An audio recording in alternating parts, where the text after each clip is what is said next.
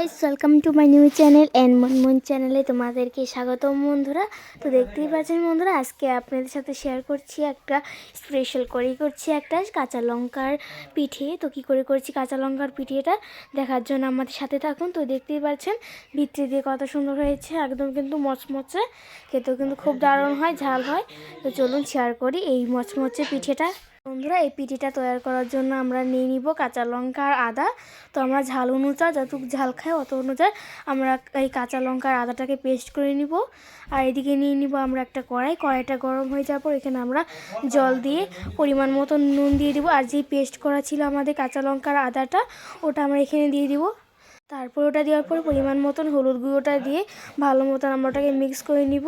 তেমন করে মিক্স করে কয়েক মিনিট এটা আমরা হওয়ার জন্য রাখবো বন্ধুরা। তারপর এখানে আমরা শুকনো লঙ্কার গুঁড়ো দিয়ে দিব। তো এখানে আমরা 1 চামচ পরিমাণ শুকনো লঙ্কার গুঁড়ো আমরা দিয়ে দিয়েছি। তো ওটাকেও দিয়ে ভালো মতো নাড়িয়ে চাড়িয়ে নিব। তো বন্ধুরা, এই কাঁচা লঙ্কার পিঠেটা আপনারা খেয়েছেন কিনা অবশ্যই কমেন্ট করে বলবেন।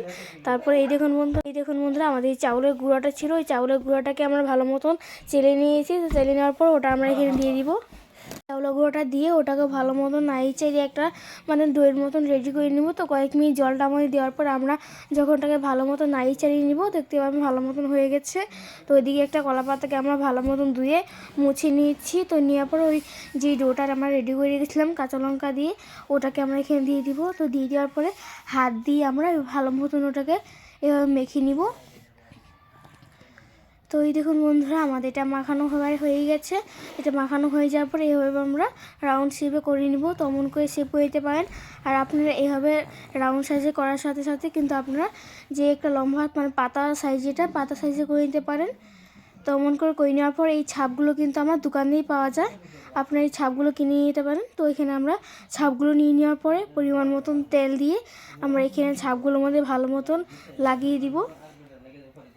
তো ছাপের মধ্যে তেলটা লাগানোর পরে আমরা যে পিঠের ডিজাইনগুলো ওগুলোকে এভাবে দিয়ে দিই বন্ধুরা। তো ওই ডিজাইনটা ভালো হবে। তো এইটাই আমাদের কাঁচা লঙ্কার পিঠের এই সাইজটা রেডি হবে। তখন করে আমরা এটাকে ভালো মতন চাপ দিয়ে দিব। তো এইভাবে হালকা হালকা করে চাপ দিয়ে পরে কিন্তু যখন এটা আমরা উঠাবো, এই দেখেন যে আমাদের পিঠেটা কতটুকু ডিজাইনে ভালো হয়েছে। তো এই দেখেন বন্ধুরা, যেটা আমাদের ছাপটা ছিল ওটার ডিজাইনটা কত ভালো হয়েছে। এক সাইড যত হয়েছে তার অন্য সাইডেও কিন্তু আরও ভালো হয়েছে। তেমন করে আমরা সাইজগুলো সবগুলোকে বানিয়ে নিব। তারপর একটা কড়াই বসিয়ে এখানে আমরা পরিমাণ মতন তেল দিয়ে দিয়েছি। তেলটা গরম হয়ে যাওয়ার পরে আমরা যে পিঠেগুলো করে রেখেছিলাম ওই পিঠেগুলোকে আমরা এখানে দিয়ে দিব। তো পিঠেগুলো দিয়ে ওটাকে কয়েক মিনিট হালকা স্টিমে ভাজার পরে আমরা ওটাকে উল্টে পাল্টে দিব। তো এই দেখুন বন্ধুরা, আমাদের রেডি হয়ে গেছে কাঁচা লঙ্কার পিঠে মচমচে করে। আপনারা কিন্তু অবশ্যই ঘরে ট্রাই করবেন। আর ভিডিওটা ভালো লাগলে অবশ্যই একটা সাবস্ক্রাইব করে দেবেন। আর কোথার থেকে দেখছেন অবশ্যই কমেন্ট করে বলবেন। তো বন্ধুরা, দেখা হবে পরবর্তী চ্যানেলে। Tata, bye bye.